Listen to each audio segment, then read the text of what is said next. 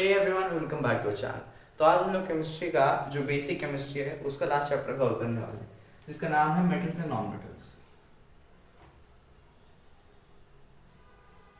आप तुम लोग बोलोगे भैया बेसिक केमिस्ट्री का क्या मतलब है, इसके बाद की केमिस्ट्री नहीं है, लेकिन इसके बाद जो केमिस्ट्री है वो पूरी पूरी ऑर्गेनिक है, जो चौथी है कार्बन एंड कंपाउंड्स। ठीक है, तो अभी के लिए फिलहाल जो है जो हमारा लास्ट बेसिक चैप्टर है मेटल्स एंड नॉन मेटल्स, इस पर फोकस करते हैं। तो इस चैप्टर के अंदर तुम लोगों को क्या क्या बताया गया है? इस चैप्टर में तुम लोगों को बताया गया है कि मेटल्स होते क्या हैं और उनका नॉन मेटल से क्या डिफरेंस है। इनको इसके अंदर तुम्हें दो चार प्रॉपर्टीज दे दी जाएंगी, जैसे हो गया मेलिएबिलिटी, हो गया सोनोरस, हो गया एक्सेट्रा एक्सेट्रा। इससे तुमको पूरी प्रॉपर्टी देगी। मेटल्स का पूरा एक एक्रोनियम होता है, मैलिएबल, इलास्टिक, टी से टेम्परेचर रेजिस्टेंट बोल सकते हैं। ठीक है, एस से सोनोरस, ए से कंडक्टिव और एल से लॉन्ग। ठीक है, ये हो गया तुम्हारे मेटल्स का फुल फॉर्म। अब मेटल्स की क्या क्या प्रॉपर्टी होती हैं और उससे कैसे ये लोग डील करते हैं, तो इसमें तुम डक्टिलिटी मान लो अपनी, सोनरस मान लो कि मेटल सोनरस होते हैं कि नहीं, इलेक्ट्रिसिटी कंडक्ट करते हैं कि नहीं, सारे मेटल्स करते हैं, नॉन मेटल में सिर्फ ग्राफाइट करता है। तो इसमें लोग तुम्हें पूरी टेबल बनवाएंगे और डिफरेंसेस नॉट डिफरेंसेस तुम्हें सारे याद करने होंगे। ठीक है, ये हो गया तुम्हारा मेटल्स और मेटल्स। अब इसके अंदर आगे करना क्या होगा? सबसे पहले तो ये लोग तुमको पीरियोडिक टेबल के अंदर पहले तो बताएंगे कि मेटल्स कौन कौन से हैं, कि हाँ इस एरिया में जितने भी हैं ये वाले मेटल्स हैं, ये वाले नॉन मेटल्स हैं।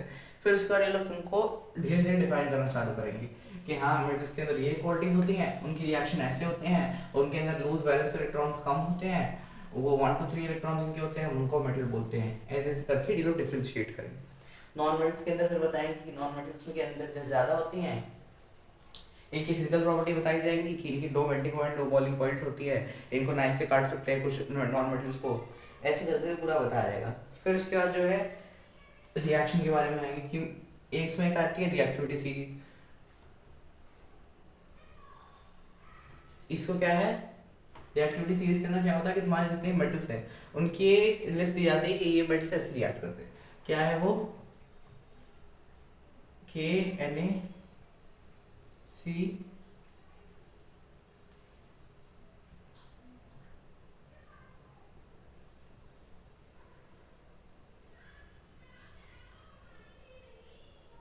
एच जी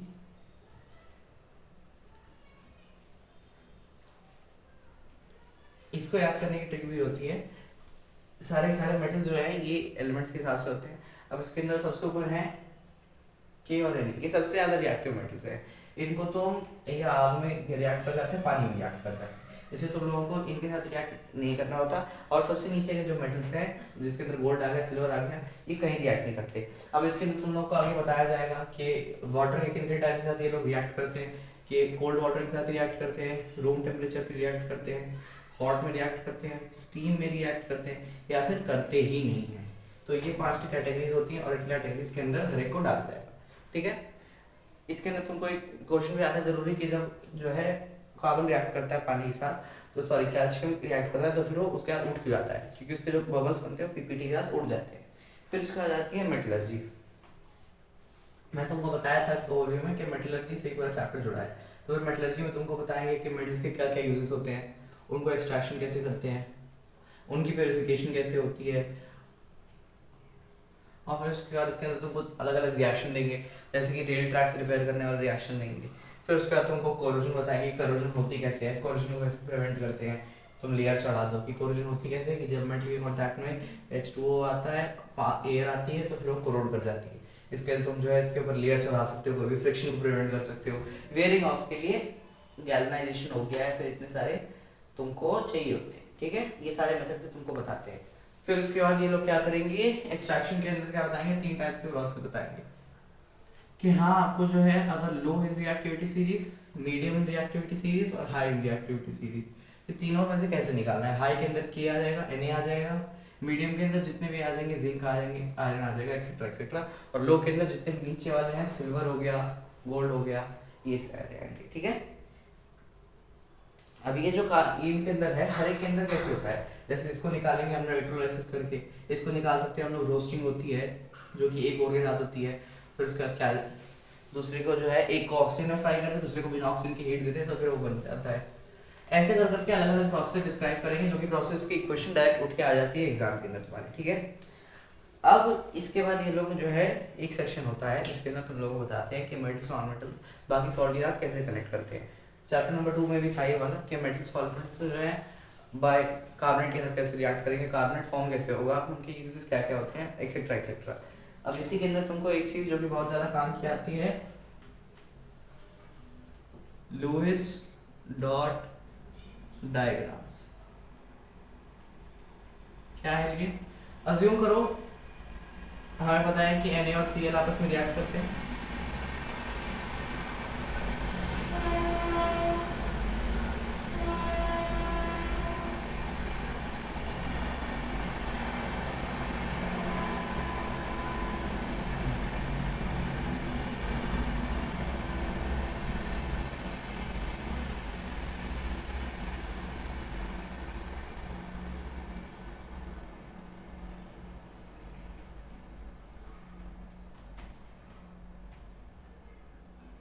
हमें पता है कि Na और Cl आपस में रिएक्ट करते हैं और फॉर्म करके NaCl बनाते हैं। Na का एटॉमिक स्ट्रक्चर क्या है 281, Cl का 287। अब इसके वैलेंस इलेक्ट्रॉन किस में, इतने 1 है, इसमें 7 है। हमें पता है कि ये Na प्लस और Cl माइनस आयन फॉर्म करते हैं, लेकिन कैसे? ये लोग ये बताते हैं कि Na का एक है, दोनों को सेम सेम रिप्रेजेंट नहीं करते, अलग अलग से। Na एक इलेक्ट्रॉन है, Cl में 7 है, तो इसका एक यहाँ चला जाएगा क्योंकि हर एटम चाहता है अपना ऑर्बिटल को पूरा कर दे। तो इसके बाद जितने बैलेंस इलेक्ट्रॉन है या तो वो सारे लूज करके क्लियर ऑर्बिटल कर दे या तो वो सबको भर दे, ये चाहता है हर एक एटम। तो Cl हो गया, Cl के पास 8 इलेक्ट्रॉन आ गए, Cl का भर गया, तो एक Na के साथ रिएक्ट करने के लिए एक L काफी है। देयरफॉर हम लोग इसको ऐसे लिखेंगे Na प्लस में क्यों किया, क्योंकि Na ने एक एटम लूज किया, तो नेगेटिव चार्ज हट गया उस पर से। Cl dot Cl minus, Cl minus में क्यों गया, क्योंकि Cl का हमने एक इलेक्ट्रॉन पे ऐड किया तो उस पर नेगेटिव चार्ज चढ़ गया, तो इसलिए फिर जो है इससे क्रिएट हो गया। इसको हम लोग लुईस डॉट डायग्राम बोलते हैं। अब इसी में आता है और कॉम्प्लेक्स की Al2Cl3 कैसे बना, MgCl3 कैसे बना। उसके लिए तुम लोगों को 2-3 एटम बनाने हैं कि 2 Mg के साथ रिएक्ट करी, एक्सेट्रा एक्सेट्रा। इसमें क्या होगा, फिर तुमको लिखना पड़ेगा कि हाँ ये जो भी आइटम है ये 2 बार आया, और दूसरा आइटम है जिसके अंदर सारे इलेक्ट्रॉन आ गए, ये 3 बार आया। ऐसे करके तुम लोगों को ये वाला डायग्राम भी बनाना होगा, ठीक है। ये वाला डायग्राम याद कर लेना क्योंकि ये वाला 5 नंबर का आराम से आता है पेपर के अंदर। फिर उसके बाद तुम्हें हर मेटल नॉन मेटल का स्ट्रक्चर याद होना चाहिए, उनका नंबर क्या है, फिर उसके बाद में क्या आने वाला है, ठीक है। उसके बाद 287 करके जो एटॉमिक स्ट्रक्चर है वो भी याद रखना। उसके बाद ओर्स की टाइप भी होती है, वो भी बताते हैं ये लोग कि हाँ ओर्स जो है वो हाई आते हैं, लो आते हैं, मैंने बता दिया है। हाई वाले को कैसे निकालते हैं, एल्ट्राइसिस निकालते हैं, लो वाले को कैसे निकालते हैं, उसके अंदर कार्बोनेट हो रहा है तो उसकी रोस्टिंग होगी, या फिर ऑक्सीजन हो रहा है तो उसकी रोस्टिंग होगी, ये सब बताते हैं। वो कैल्सिनेशन होगा, रोस्टिंग होगी, ठीक है। मेटल्स नॉन मेटल्स में मोटा मोटा इतने चैप्टर आता है, थोड़े थोड़े यूजेस दिए होते हैं, वो जो अगर मैं तुम्हें डिटेल में पढ़ाऊंगा तो बताऊंगा। फिलहाल के लिए इतना काफ़ी है, इस चैप्टर को कर लो ढंग से, ये चैप्टर खत्म हो जाएगा, ठीक है। सी यू द नेक्स्ट क्लास।